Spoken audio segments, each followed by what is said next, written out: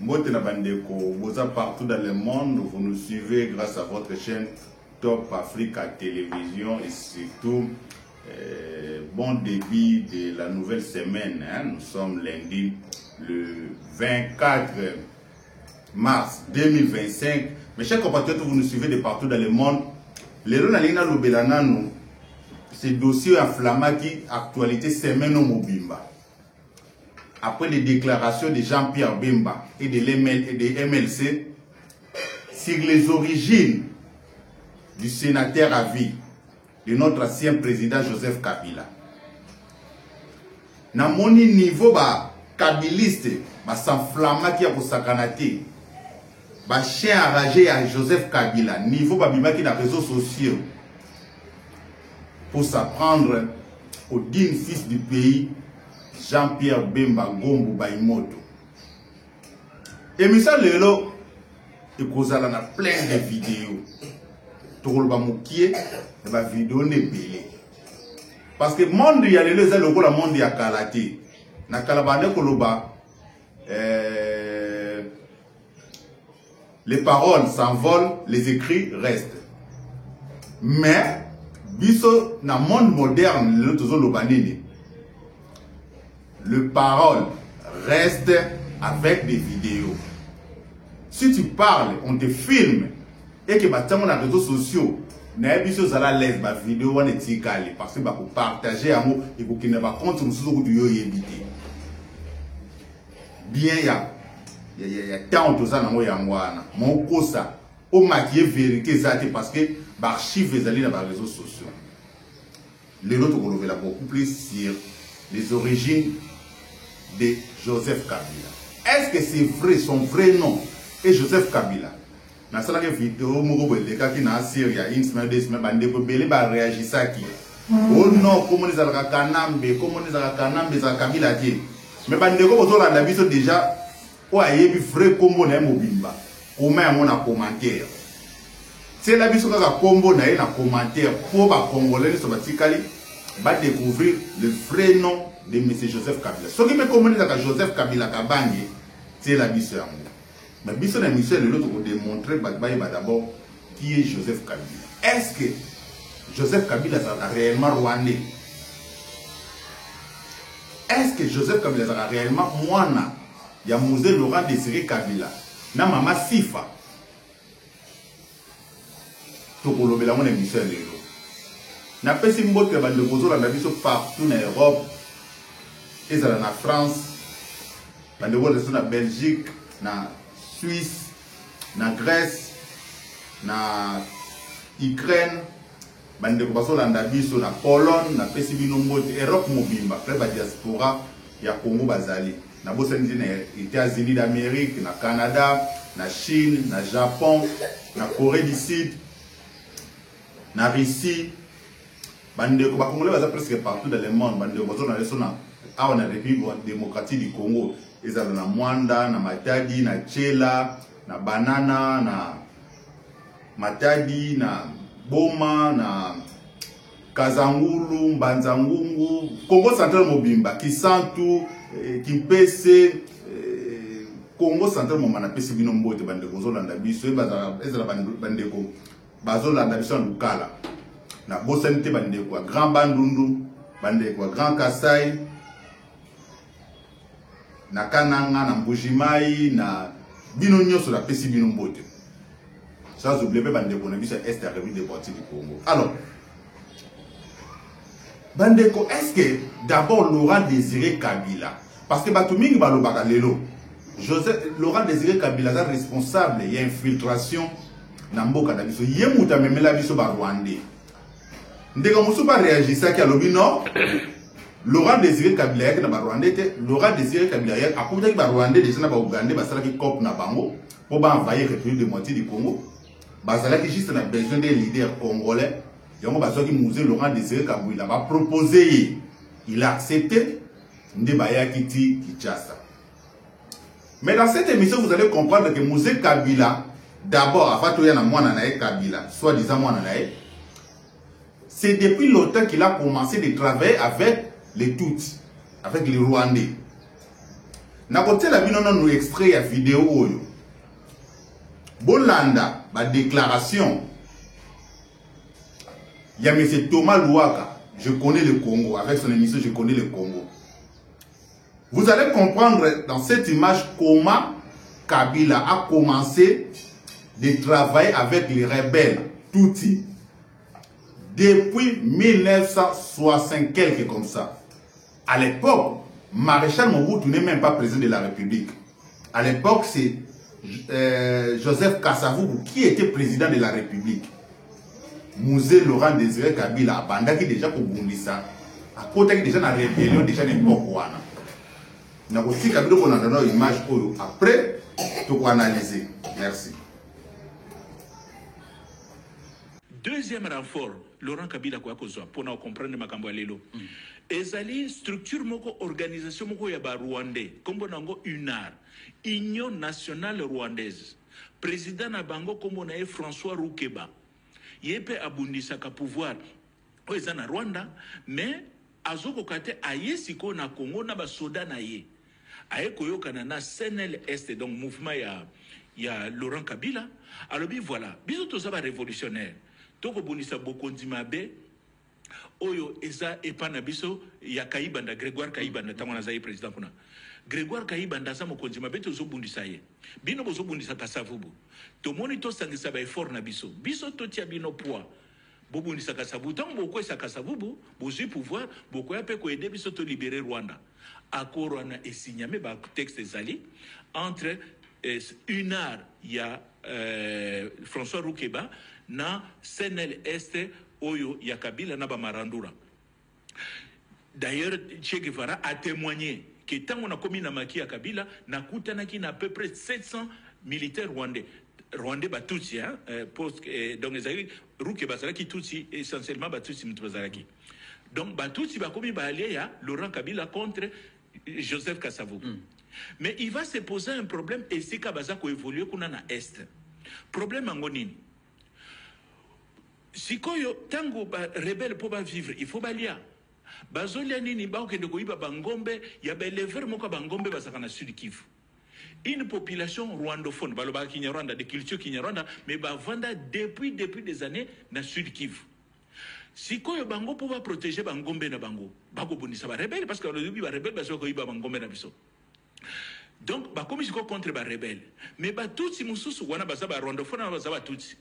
Mais tout si mususu ba uti pe na Rwanda baza na Kabila. Donc la population a du mal maintenant à distinguer. Tutsi oyo baza na Kabila na tutsi oyo baza ko bundisa Kabila. Une petite parenthèse, Mobutu tango a su pouvoir à côté situation wana, Mobutu va commencer à envoyer des armes na ba Tutsi oyo baza ko bundisa Kabila parce que baza ko bundisa pouvoir na ye. L'ennemi de mon ennemi est mon ami. Mon ami, voilà. Donc, population siko pour na ko distinguer ba tutsi oyo bazana Kabila na ba tutsi oyo bazako bonisa Kabila ba créer concept ya batu ya mulenge. Batu pour na ko qualifier groupe wana. Batu ya mulenge na Kiswahili ba lobiango banya mulenge. Banya elakisi batu ya. Donc on va vendre na mulenge. Donc voilà origine ya kombo ya batu ba fanda kana mulenge. Na mulenge, voilà, c'est tout simplement ça. Banya mulenge elakisi batu ba vendre kana mulenge. Donc voilà bandeko bolandi biso wana bomoni depuis 1961 62 comme ça 62 ou 63 si je me trompe pas. Ah c'est 61 62 63 que Kabila le père à l'époque rebelle la République du Congo, il avait signé des accords avec des rebelles rwandais, des Tutsi rwandais, pour aider en 1960 quelque, pour renverser le pouvoir, il y a Joseph Kasavubu. Donc déjà, vers les années 60, Kabila a collaboré avec les Rwandais, a signé déjà un accord avec les Rwandais. Voilà. Place n'est déjà Kabila. Azalaki déjà en bonne relation avec le Rwandais. Abandé déjà pour coopérer Naba Rwandais. Azoba Rwandais wana, le leader, Yaba Rwandais wana, a hébergé à Congo, na Est République du Congo, na Kivu, na Sud Kivu. Na plus de 800 militaires nae. Oyayaki na bango, bakoti na groupe nae. c'est son ami. Mais la question de savoir, est-ce que c'est lui le Messie là qui était le père de Joseph Kabila? Ou bien c'est lui le père de Joseph Kabila? C'est la question qu'on doit se poser. Dès le début, déjà, la question qu'il faut se poser. Parce que Azalaki Moutunae, Azalaki Mastanae, Azalaki a repris le moitié du Congo, Ayamba qui est monté la famille. Déjà en 1900, début 60. Parce que Kabila a eu au Botaman en 71. Le Messie là est arrivé en RDC vers les années 60. Yé Namwasi Nae, Bavandi en Congo. Nga été Thomas Louaka, bolani vidéo de Thomas Louaka, déjà Kabila Nengazalaki. Par ça, vous allez comprendre, mes chers compatriotes, quand on parle de l'infiltration et Zalaka GT, dans cette émission, vous allez comprendre pas seulement les origines de Joseph Kabila, mais vous allez comprendre aussi comment le Rwanda a infiltré la République de moitié du Congo pendant des décennies. Donc, il s'agit de plan peut-être préparer quand les lots il faut infiltrer pour mon nom. Et ça plan aux qui banné des années.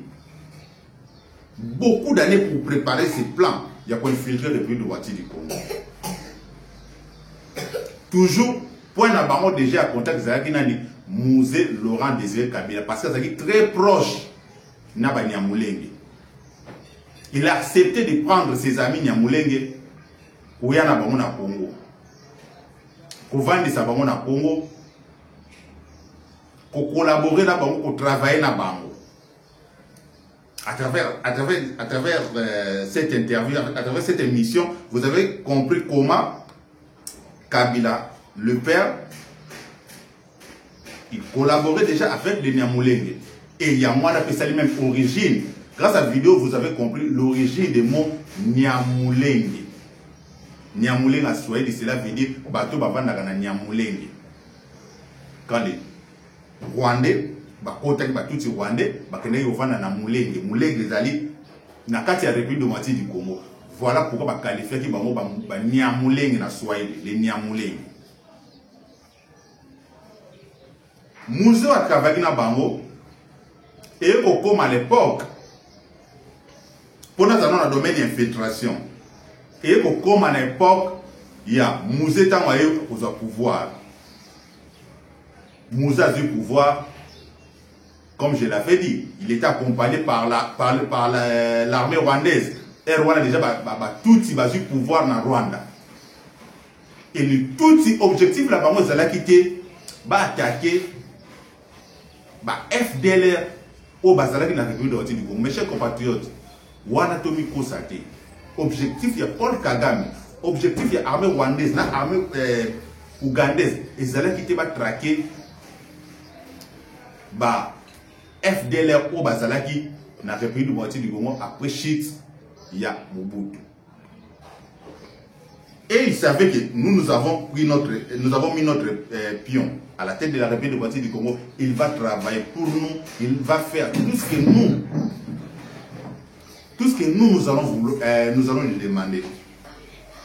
Donc il va faire tout ce que nous allons lui demander. Bazalaki vraiment posé. Et quand Mouzé Laurent Désiré Kabila est arrivé au pouvoir, selon Mouzé Kabila, pour ne non, bino de bohide biso, tu es na pouvoir, mais bino bohana mboka na biso, bino biso peut en mboka na biso. Tu veux foutre bino, vous bénéficier quand même de l'aide de bohide biso, mais qu'on soit contrôlé en mboka na biso, non, wale koko salamate. Mais tant que Mouza continue à pouvoir, il faut comprendre que non, va donner des mois de dire au candidat. Oh, nous sommes dit face à la, faut être dicté par le Rwanda. Les services secrets rwandais va contrôler les mboka na biso. On va armé avec James Kabarebe, basu affaires étrangères avec Bizi Makara, basu de poste clé, il y a la République de moitié du Congo. Régime, il y a Paul Kagame basu va contrôler, le régime il y a tout va contrôler la République démocratique du Congo. Et Mouzé quand avant il a dit non, ça ne peut pas marcher. Mboka zé biso bino bozo ba paya. Beaucoup comme ça mboka na biso bien privé na binoté. Ndemi Mouzé zoka décision Et oui, ça va me bazonga na mboka na bango. Place ba pour créer le musée Laurent Désiré Kabila guerre yangoana. Rwanda Siliki va créer RCD. RCD banda maka agam na Kinshasa. Juste dans le musée si bango ba bima bazonga na mboka na bango, des places RCD banda. Bato mususu ba kena este. Bato mususu ba banda na Congo central awa. Bato mususu ba banda na Congo central. Bébé qui dakende baza qui tourne tomber. Une grande partie a commencé à tomber, bah ouais, on compte quelque chose facilement. On a aussi cette histoire, parce que dernièrement, la solo là qui a un pilote, il y a force aérienne, il y a réveillé de voiture du Congo, il est maintenant en Europe. Américain au Bétélangaï parce que il a participé à l'opération. Il y a force aérienne, où il bombardé qui va Rwandais dans le Congo central, armée rwandaise dans le Congo central. Armée rwandaise banda koya kota Kinshasa bande kona bozo na ngai histoire wana toye ba monde mususu na kozonga l'histoire parce que sona na lobeta mo histoire wana bo comprendre ngo bien te so to lobito kata sikoto lo kota histoire wana comme so histoire mususu parce que ba Rwanda to kangaka bango na Kinshasa on croyait on pensait que ba yeba attaquer Kinshasa or ils arrivent vraiment groupe on banda koya pour attaquer Kinshasa mais bah fait des chasses na biso tant bombarder bango panique wala miso ba kimi miso ne ba ko se retrouver na chambo miso ba yo se retrouver ba bibi à place ebele wana pe to kozongela mo miso mususu. Alors Moussa a eu pouvoir à sololi na bango basiliki ba créer rébellion RCD Moussa sengi na bango abi armée rwandaise kindi. Même Bato a penser comme des Congolais. Lui-même, Mouzé, à l'Obiamo. Bato a penser comme des Congolais. Amoul Bakani bagage d'Abango, non. Nous sommes à l'insécurité en RDC comme notre armée partie, nous sommes obligés de partir. Nous avons dit non. Ce n'est pas votre armée qui part. C'est l'armée rwandaise qui va partir. Votre armée reste. Pour mon ministre des Affaires étrangères à se disparaître dans la nature. Dans la image, il y a Moussé Laurent Désiré Kabila. Quand il parle de l'infiltration, comment nous étions infiltrés. Il y a beaucoup de gens qui n'ont pas mais le niveau de là que nous sommes infiltrés. Bolanda Moussé. Ils ont eu donc des Congolais par la corruption, ceci, cela. Ils l'ont fait marier à la sœur de James, à une Tutsi, directement. Il a abandonné sa femme à Kinshasa. Oui, il a abandonné sa femme à Kinshasa avec les enfants. Vous voyez encore le problème avec les Congolais. C'est grave. Il nous laisse beaucoup de problèmes. Il est là et maintenant il crie qu'il veut venir. Hein? Bon, le voilà devenu un chef de guerre de la rébellion. Et ils sont allés ramasser tous les autres rebus que vous connaissez. Les Tambo et Mwamba, les Zaïdi Ngoma, l'autre là, Londa Bouloulou, Wamba Diawamba. Et vraiment une kermesse de gens, en tout cas corrompus et inutiles. Pardon, le Bizi Makara, qui était mon ministre des Affaires étrangères, que je croyais congolais.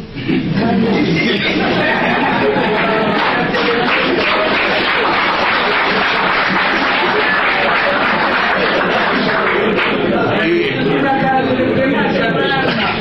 à ma très grande surprise, quand j'avais demandé à cette armée de se retirer, et avait déjà fermé le valise, ils disent leur armée se retire, ils se sentent en insécurité. Je dis mais non, votre armée reste. C'est l'armée rwandaise qui se retire. C'est pas la vôtre. Mais ils ont disparu.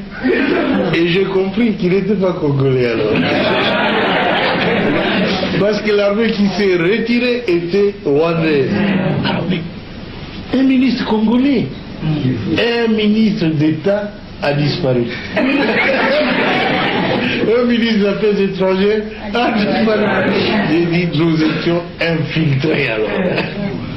Infiltrés au sommet de l'État. Bande ko bozo na biso partout dans le monde bomoni nenge muza zo lobela sur l'infiltration na Congo. Ye muda yaki na bango. Ye muda memaki bango ezana batu mususu na groupe ba ndeko kasete baza ba congolais. Est-ce que Moussa yebaki ke batu na réellement baza ba rwandais?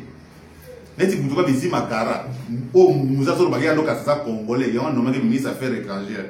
Est-ce que c'est vrai Moussa disait la vérité? C'est la question qu'on doit se poser. Car cela ne tient, on avance dans cette émission, c'est une histoire déjà, des choses passées. Mais nous sommes là pour nous relater, comprendre très bien. On a besoin de musée Laurent Désiré Kabila, notre troisième président de la République. Dans l'histoire, il y a Congo, il y a le troisième président de la République. Alors, et pour Mati, Moussa et pour Koufa. Les rois à Mouzé, tout le monde parle de la mort de Mouzé. Si les lots Congo tué Bagati, qui a réellement tué Mouzé? Bazo dit qu'à peine, Babouaké n'a prison plus de 20 ans. Mais au Boyo, quand déclaration par politicien à l'époque, on a la même déclaration à moins de Congolo. Moins de Congolo, pour naïe Mouzé, pour naïe, et dit qu'à peine, n'a jamais participé à Kouana. Par contre, et dit qu'après Nabimara héros parce que sauva Kimboka. Parce que tu risques Kimboka et s'enflammer dans le musée. Mais il dit qu'après Nakalma qui va trouver. Dans la même époque, déclaration il y a Yero d'Abdoulaye Ndombas. Pour Naya Lobby, il n'est pas sûr que il dit qu'après Moutabimari musée. Mais comme on doit toujours mettre quelqu'un dans la prison pour un crime, il y a musée, il y a un musée qui est dans la prison. Mais pour un musée, donc, il dit qu'il y a prison parce que il y a un musée, il fallait moudou à la prison. Il y a un musée qui dit qu'il y a dans la prison. Il y a un collaborateur. Il y a même bateau qui dit qu'il y a un bureau, il y a un bureau, il dit qu'il y a un certain colonel, j'ai oublié son nom. Il y a une prison. Georges Mirindi, baptisé comme ami, il y a Rachidi Abomaki Mouzé. Pour naïe confirme, pour naïe, il a fait même des déclarations, il ne croit pas que Rachidi Moudaboma Mouzé. Même déclaration à Mota, Georges Mirindi a Boyamo, pour naïe Lobani. Même dans la PESA, Georges Mirindi raison à point. La déclaration à Georges Mirindi, vous allez comprendre que le roi a Kabila est flou. Et c'est possible que Rachidi, parce qu'il n'a pas justice, que Rachidi paye au Baboma qui va sacrifier, que Rachidi passe à qui dans le parce que ce qu'on a dit la déclaration à Mota, ou à sur place, dans le musée, Laurent Désiré Massassi, parce que Mota dit qu'il était là. Quand Rachidi est entré dans quoi? Dans son bureau. A salué Mouzé. Après, il a fait sortir son arme. Il a tiré à bout portant sur Laurent Désiré Kabila. Bandeko, vous pensez que Moutou a été pour ma chef de l'État? Est-ce que vous avez besoin de tika ba trace? Est-ce que vous avez besoin de tika témoin oculaire? Ou est-ce que vous avez besoin de Mouta tiki en vie? Mota était là avec le président de la République parce que nous pour préparer voyage mon bagage mon sommet mon assis à Cameroun. Rachidi a côté a bêti musée Massassi matiki mota vani mota vivre à Sénégal les gars. Après Rachidi a bimi. Est-ce que tout ça ban amitié vraiment pour voir cette histoire? Ngaïté Bodoka Georges Mirindi ou Azaki accusé comme complice il y a comme complice, il y a Rachidi. Merci, tous autres après. Il y a aussi les rapports des experts en balistique. Les experts en balistique ont démontré que puisque dans le corps du président, il y a jusqu'à cette heure une balle qui est restée là dedans. Et selon le témoignage de M. Émile Mota, que l'assassin présumé aurait tué le président en tirant à bout portant à moins d'1 mètre la distance qui séparait les présumés assassins du président. Une distance de moins d'1 mètre. Les experts en cardiologue, et moi je suis du domaine militaire, je sais aussi, et Joseph Kabila le sait très bien que tirer à bout portant avec l'arme supposée être possédée par Rachidi, on ne peut pas tirer sur quelqu'un et l'arme est restée dans le corps à bout portant. La balle plutôt. La balle ne pouvait pas rester dans le corps si cette balle-là qui est restée dans le corps, si elle était tirée par les tireurs que décrit M. Émile Mota. C'est une situation étrange. Et nous avons toujours revendiqué qu'il y ait de bonnes enquêtes. Une commission d'enquête libre et indépendante sous les tortures. J'avais plaidé pour cette commission. J'ai m'adressé à Nono Lutula qui présidait l'une des commissions d'enquête. Je lui disais que s'il vous plaît, une commission tribale n'est pas celle qui peut enquêter sur la mort d'un chef de l'État. Constituer une commission libre et indépendante qui va mener des enquêtes crédibles afin de faire un procès juste et équitable. Ils n'ont pas voulu. Et puis aujourd'hui, ils donnent des versions juste pour cacher la vérité. Un moment pour les malins à mélanger les choses. C'est-à-dire, ils ont ces crimes, l'assassinat du président, c'est un crime qui est entouré de beaucoup de crimes. Alors, ils ont pris les criminels, ils ont mis dans les dossiers, ils ont condamné avec des innocents originaires du Kivu ou des innocents qui travaillent dans les bureaux du colonel Edi Kapend, comme par exemple le colonel Gordon Dalabo Kunda, juste puisqu'il était dans les bureaux du colonel Edi Kapend, il mérite aussi d'être condamné tellement il fallait allonger la liste. On peut se poser la question de savoir, quelqu'un qui vient de tuer le chef de l'État, qui a un plan de fuite entre parenthèses, mais qui laisse un témoin si réellement cet homme-là avait un plan de fuite après avoir tué le chef de l'État? Comment peut-il avoir un plan de fuite et puis il laisse un témoin, lui qui a besoin du secret? Quel secret pouvait-il garder alors qu'il venait de laisser un témoin qu'il a vu? Comment peut-on imaginer quelqu'un en train de fuir dans ce qu'ils appellent plan de fuite? Il raconte un obstacle, un certain Chiribagoula. Il n'ose même pas tirer sur Chiribagoula. Il n'ose pas tirer sur Chiribagoula. Il ne tire pas sur lui. Pourtant, il a un plan de fuite bien préparé selon eux. Voilà Bandeko Kolanda. Déclaration il y a Georges Mirindi. Bah image ya Georges Mirindi ça na YouTube. Ngate mnagende ko interviewer kuna Bandeko nanga. Ngata za nanga na review ati dikungo saka ba vidéo ça na YouTube. So ça besoin mon extrait ba vidéo na nyo surtout kota na YouTube pour mona ba déclaration ya Georges Mirindi. Na lobby que Georges Mirindi o nyo surtout le disait solo. Na lobby peut-être oh justice congolaise à l'époque disait ils allaient qui a solo. Non. Ils avaient pas doute pour ba zone d'ombre biso tande ko mona na dossier na que non. Dossier ya musée ils a clarté. Et Bandeko dans c'est partout dans le monde na coup d'état union surtout. Coup d'état union surtout ça la dans le monde et profita kana responsable ya crime wana. Bato basanga coup d'état ba préparer ba celui qui éliminer Muto. Il faut déjà te préparer nani à pouvoir après Muto.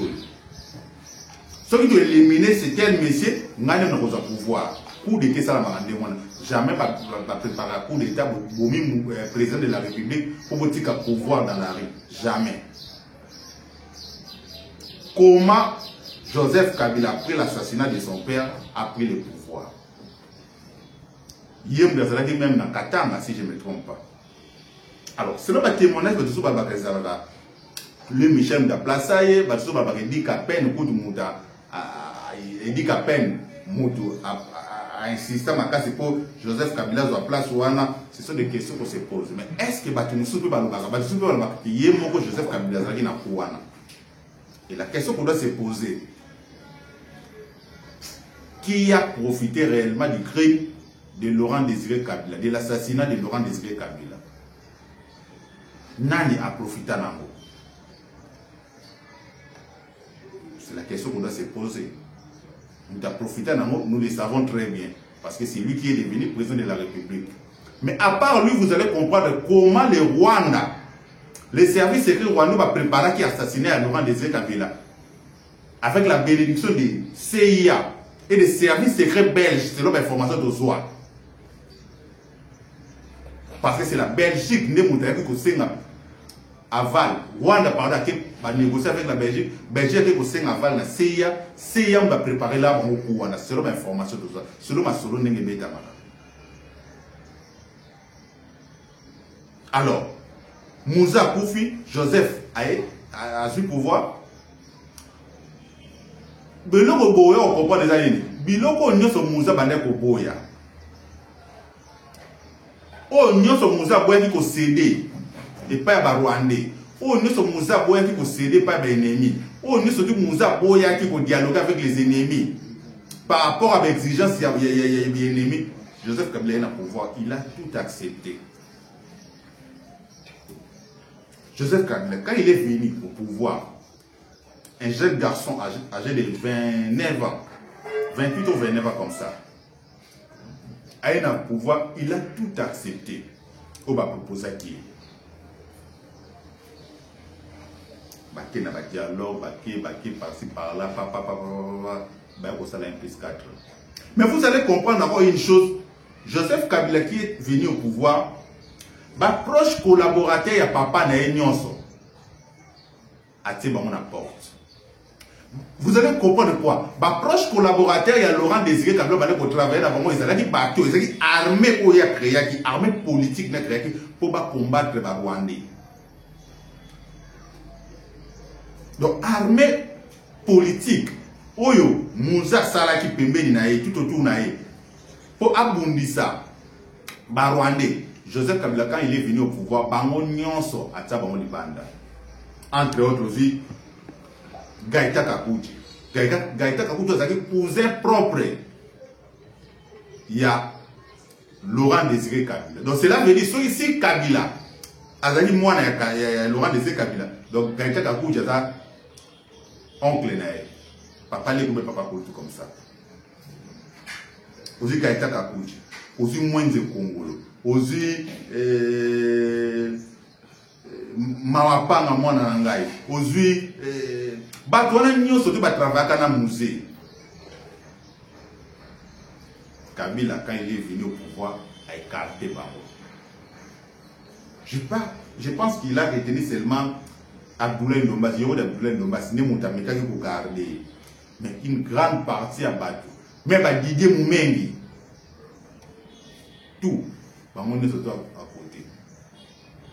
Parce que Christophe Oussoumou va boire dans Brazzaville. Donc partout nous sommes tous les gens qui pembent dans le musée. Ou pas bandé pour bunda pour dans le musée. Kabila tient à côté. Kabila tient qui prend Sika. Directement à bandi pour négocier avec les Rwanda, à bandi pour négocier avec les Rwandais.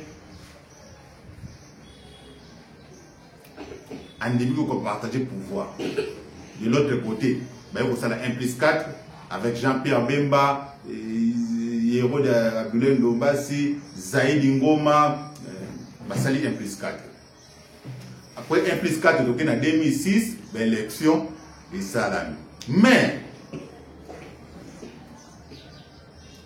après, tu vas dire qu'on découvre la vérité violée. Parce que Joseph Kabila, moi, je suis Laurent Désiré Kabila, d'où tu es là. Mais on se pose la question. Mais là, comme Moussa Bandé Bobo et Amoto Mazaki na pouvoir, Joseph Aye, il est dans un musée, il est censé garder l'idéologie, même il père naïe. Mais comme il a pouvoir, Alice Rossel est dans le bateau, on ne va pas douter. Et alors, on doit Félix Tshisekedi, moi, Naya, Etienne Tshisekedi, a un pouvoir, à bosser l'idéologie à les peuples d'abord. À bosser l'idéologie à combattre jusqu'à la mort. À bosser l'idéologie, c'est IDPS. Mais on doit se poser des questions. Est-ce que réellement Félix Tshisekedi, c'est le fils de Etienne Tshisekedi? Or, Joseph Kabila, c'est le bâtiment de Balobaza. Moi, je suis musée Laurent Désiré Kabila pour préparer déjà le déjà que ce qui est le hasard n'a pouvoir être Moutarotika le pouvoir Joseph Kabila. Mais comment moi, je vais préparer qui n'a pouvoir? Pas à pouvoir. Abandonner comment on a déjà idéologie à papa, abandonner comment on a place au papa Boya. Joseph Kabila na pouvoir accepter nyonso. Ngaïté, boyeka emengoy. Ndenga zolo ba koma bango ba pesa ki identité na Joseph Kabila. Identité katangaise et pas à Joseph, pas à Joseph Kabila. Ngaïté emengoy mukena. Lelo tozaka na ba vidéo ba chiffre kaka. Tout la emengoy mukena. Alors Joseph, ça travaillait beaucoup. Et il voulait avoir quelqu'un qui construise son image ici, comme Katangé et comme fils de Mzé. Vous pouvez poser la question au président actuel. Le nom, le surnom de Kabangé, il est venu d'où? Quand il nous a dit qu'il était jumeau, et qu'on lui a dit ici chez nous, c'est Kyungu et Kabangé, vous êtes qui? Il était Kabangé. Vous pouvez vérifier tout ça. Vous pouvez vérifier aussi que les documents de Joseph Kabila signés à l'époque, il n'y avait pas Kabangé. Il y avait quoi? Joseph Kabila. Donc je vous dis pourquoi j'ai été nommé. Je vous dis que j'avais une mission ici de créer avec tous les Katangais la paternité de Joseph. Voilà maintenant boto la na emengo emukena. La vérité ça va téti. Vérité ça le muda zo liambu bana samai. Okela mu bana samai mais pour ce que matali kolot. Vérité ya moi les obi malembe vidéo kaka lelo tolomi muke to tele bino vidéo. Wana emengo emukena. Mais emengo emukena makambo alobi est-ce qu'il y a qui amo? Oui. Parce que Joseph Kabila a une identité katangaise. Et bah témoignage mais bien bah dékounaï, il y a pas master pardon bah tangakanaï. Bon bah il va na Tanzanie bah non comment les a Joseph Kabila comment les a là Hippolyte Kanambe. Comment les a Hippolyte Kanambe d'ailleurs bah no benga na classe commandant Hippo. Bato batanga bane wa no benga commandant Hippo parce que qui ko diriger trop na classe. Bato ko benga commandant Hippo. Alors Kabila a eu pouvoir à faciliter Rwandais va s'installer comme il faut pardon. À permettre Rwandais va s'installer comme il faut. Mais pour ça, la faux rébellion, RCD, à négocier dans le gouvernement, c'est le CNDP, à négocier dans le gouvernement, c'est le 1, ainsi de suite. Pendant 18 ans, Rwanda baloni misisa. Baloni misisa na kati armée na biso, na kati ba service de sécurité nyonso, même na kati politique na biso. Vous allez comprendre dans cette vidéo d'Olanda, ndenge Rwanda va infiltrer côté militaire armé, côté la police, même côté la politique. Ngaïti, ngate muna lobby bandeko. Bo condamné ngate muna lobby. Bo landa vidéo ya mwana mboka Rwanda. Rwanda oazaki au travers de service ya renseignement à l'époque ya Mobutu. Rwanda oazaki témoignage que quand même batindaka mission secrète dans l'opération Mogozo les autres se préparer. AFD bazako se préparer pour attaquer République démocratique du Congo. Rwanda kendaka de la mission na Kawana. Observer comment ba Rwanda ba ko travailler. Boka déclaration ya Rwanda, pardon. C'est lui qui parle de l'infiltration rwandaise dans notre pays, République démocratique du Congo. Merci. On a biso aterema ya to salangana ye débat. Atali sanga que armée zena maboko na biso ba congolais. Ngana zeko pesa bino ba fait pona ko tali sabino que armée zena maboko ya ba rwandais. Oya ko prouver bino que armée zena maboko ya ba congolais aye bisanga que non nganda eloko lobi zelo kuta armée zena maboko ya biso ba congolais. Pe ba soda ba zena na kati ya Congo batala ena miso. Membre mosusu poto kende ngongeze mingi teto gagner temps nini ya gouvernement nani Moïse Nyarungabo ye aze mosane lobbying na niveau ya ba mindele ya ba ambassade pe na poto. Membre mosusu ezai Léon Kengo Adondo oyo toyeba e kala fanda e pe na biso banda kala mi aze ndeko na bango kobosa na angote aze ko participer na nini na système na bango ye musa na ezali wana ko noyauté classe politique congolaise mosusu ezali pona classe politique congolaise comme ne Vital Kamerhe ye pona ko noyauté opposition congolaise. Donc ozomona ba Rwandais ba koti sur le plan politique ba koti nyonso na pouvoir bazali na opposition bango bazali bipa nyonso baze ko contrôler pour que congolais ne pas ya ko échapper te yango no ba mise en scène baze ko salaka wana nyonso tout au monde Vital la sa ba mise en scène au monde est jamais na prison okoyeka jamais ba beti masasi mais au commande ba officier congolais ba congolais tout ça bazo limwa poison bazo kende tout ça mais bango na bango ba yebi ba se partager rôle na bango wana ezali pona o etali gouvernement sikoyo pona to kende vite ezali o etali infiltration ya armée na biso mapinga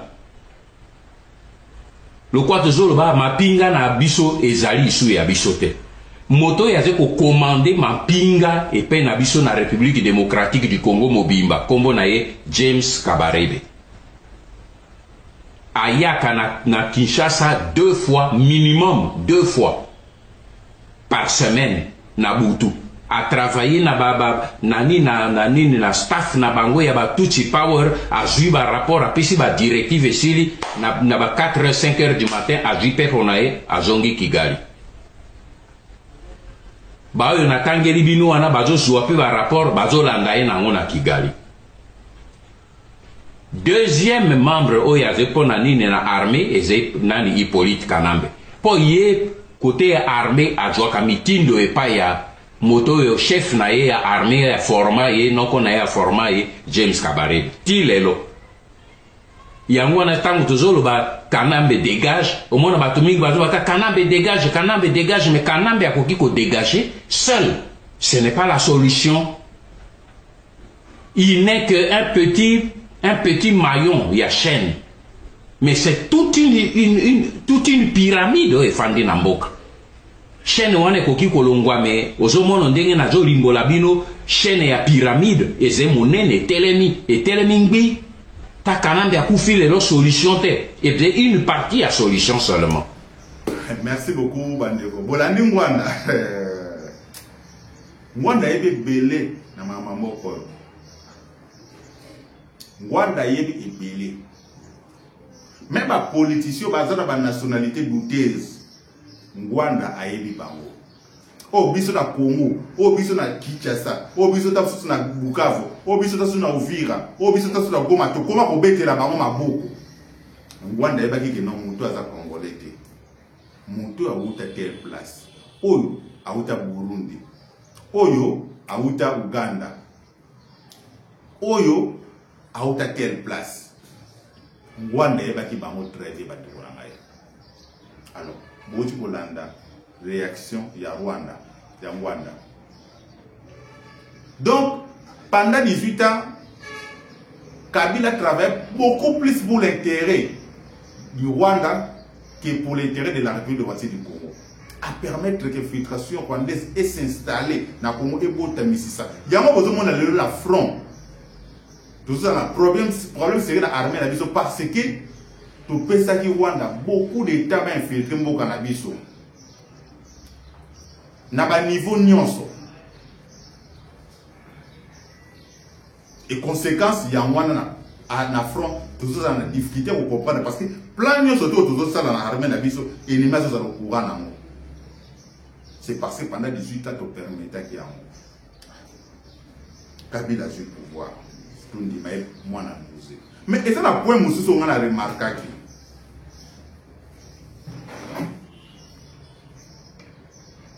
ba Etienne Tshisekedi ba pardon na ba Etienne Tshisekedi ba Ibrahim Kabila ba bimi l'autre fils Etienne Kabila ba bimi il y en a aussi un autre abima qui ba munene boka lokola musée ba lobi non wana bazaka ndeko na biso te bazaka bana papa na biso te est-ce que moi bazaka bana musée mais comment bana musée ba kozala ka misato ba ngo balingana ka ba misato Ozi Kabila Zoué na Kabila Zoé na Jeannette. Mais ça n'a pas na Kabila mususu abotaki. Boyebi ke o bana bande o bana papa na biso. Bazo souffrir na mboko. Bazo zanga. Bazo souffrir penza. Mais yo ya na bango. Yo leki na bango yo ya na bango. Oza président de la République. O koma même milliardaire. Ozo mona bande bana papa na bazo souffrir. Mais o kobenga ta bango te boya.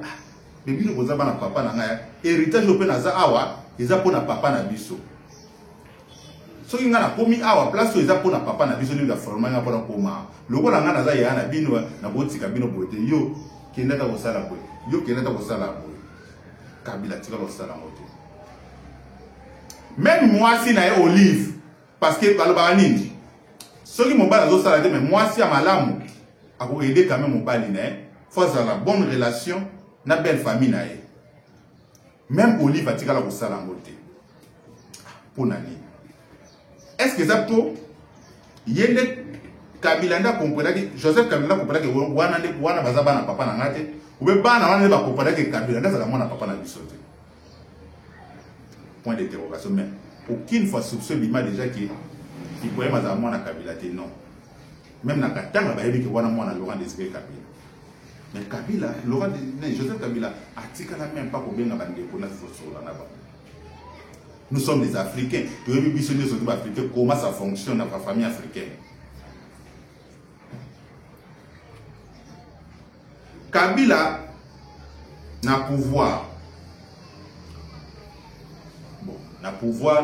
La cérémonie officielle, il y a mort, il y a Laurent Désiré Kabila.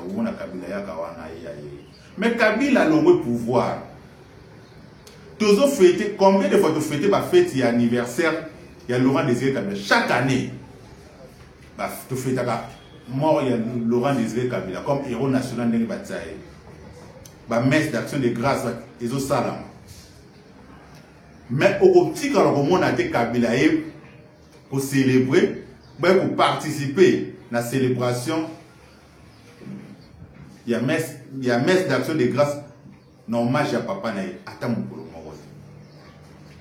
au petit quand la Kabila a kate.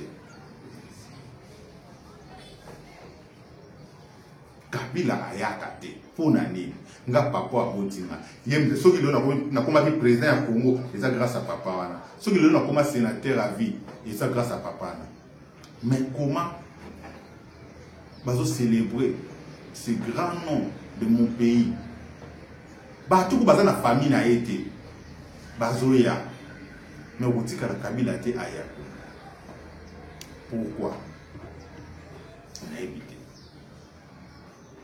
Et là, on a là, Kabila Koufi. Tout le monde qui niveau ba Congolais ba lela ki Kabila. Même les militaires bazo lela musée Laurent Désiré Kabila.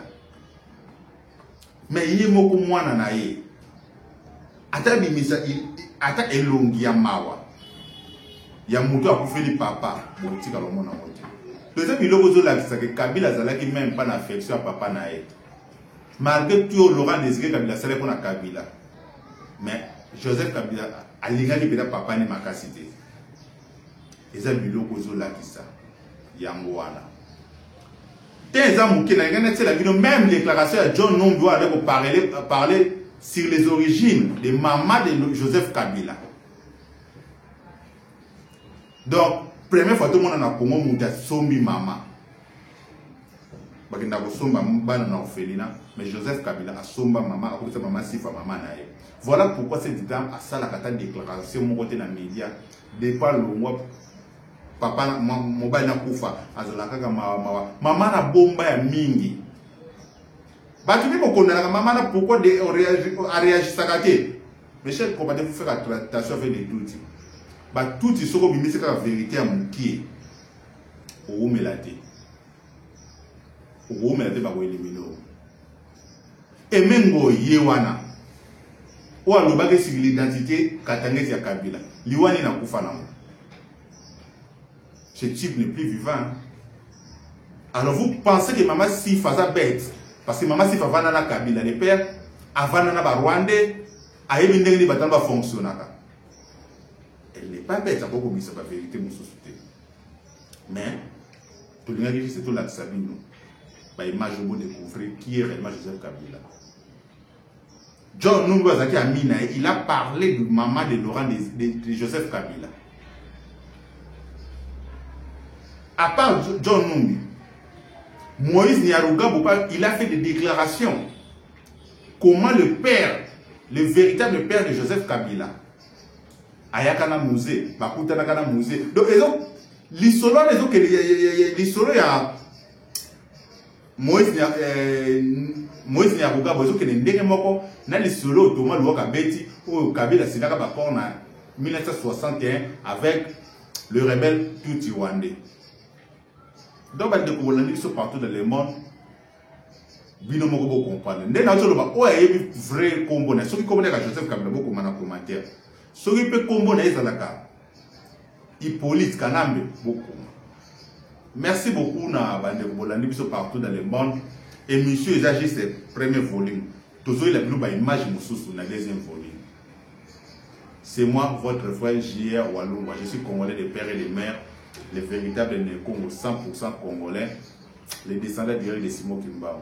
À la prochaine. Bye. Une nation des libertés, Monsieur Schaffhauser. Je voudrais d'abord remercier mes collègues, une fois n'est pas coutume, pour leur pertinence sur l'analyse du Congo et plus particulièrement Monsieur Pitela. C'est un pays que j'aime beaucoup. J'ai moi-même été auprès du vice-président dans la période de transition, Zaïdine Goma, et j'ai suivi cette transition en étant un des acteurs. La difficulté du Congo RDC, c'est sa richesse.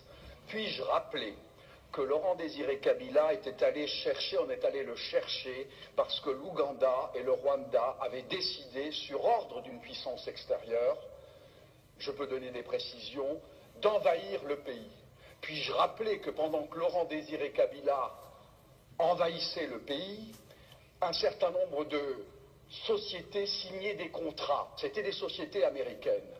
Puis-je aussi rappeler que lorsque Laurent Désiré Kabila se retourna en étant patriote pour son pays, on décida, ici à Bruxelles, j'ai eu l'information, je peux dire de qui il est décédé depuis, son élimination, et qu'on est allé à Washington chercher également l'ordre, et il fut éliminé 15 jours après. Et puis-je rappeler qu'on est allé chercher alors Joseph Kabila en se disant, ce jeune, on le manipulerait parce qu'il n'était pas il était de nationalité rwandaise et qu'on allait en faire un président. Tout ceci est de la manipulation. Ce qu'il faut pour la République démocratique du Congo, c'est une souveraineté retrouvée, une armée qui se batte effectivement, une MONUSCO qui est au service de la paix et qu'on arrête les prédateurs qui sont liés au crime organisé et avec des États hypocrites liés à des multinationales. Je vous remercie.